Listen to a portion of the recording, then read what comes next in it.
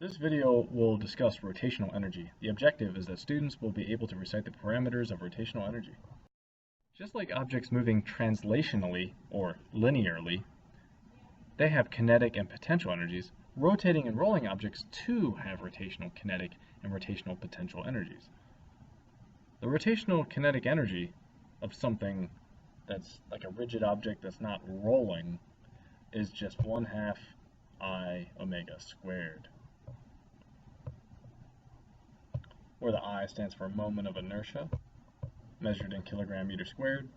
Omega stands for angular speed, measured in radians per second, and Ke is kinetic energy, measured in joules.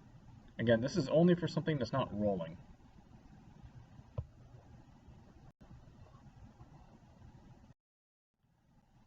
This equation changes slightly when a rotating object also moves translationally or linearly while rolling, like a wheel rolling down a ramp or a ball rolling across the street or something like that.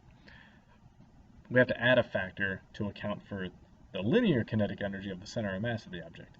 So the kinetic energy becomes basically 1/2 mv squared, the regular equation for kinetic energy, but now we're talking about m being the mass of the object and vcm being the center of mass, the velocity of the center of mass of that object. And adding in the term from the previous equation, 1/2 moment of inertia times angular speed squared. So we just have to combine the linear kinetic energy with the rotational kinetic energy to get the total kinetic energy.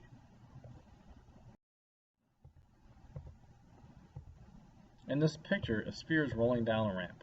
As it rolls, its gravitational potential energy turns into translational kinetic energy and rotational kinetic energy. It sounds a lot like conservation of energy because energy is still conserved. The total energy at the top must still equal the total energy at the bottom.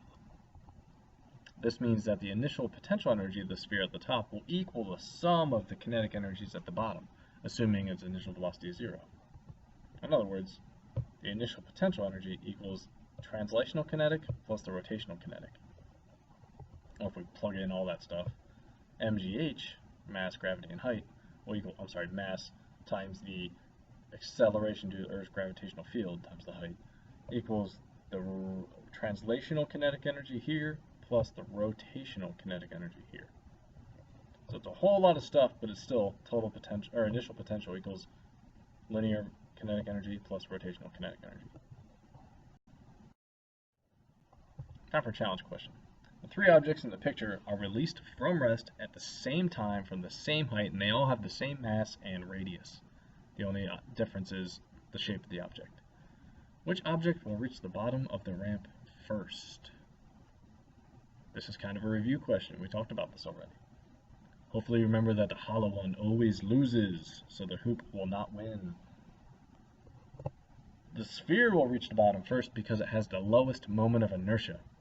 The moment of inertia for a sphere is 2/5 mr squared, where the moment of inertia for a cylinder is 1/2 mr squared.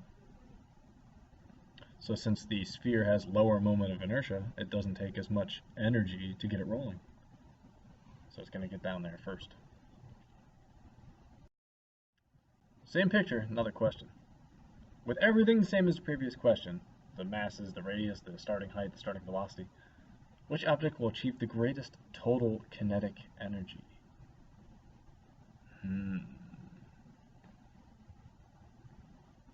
If you're thinking the sphere again, that's not right.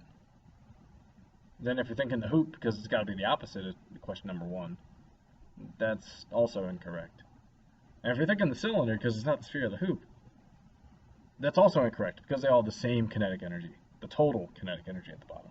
Due to conservation of energy, they all have the same starting potential energy. They all have the same mass, starting from the same height, and I'm assuming the acceleration due to gravity is the same for all of them. So if they all start with the same potential, they all have the same kinetic at the bottom, even if they get there at different times. To recap, rotational kinetic energy is very similar to linear kinetic energy, just with moment of inertia and angular speed added. Remember to complete the Edmodo questions, and thanks for watching.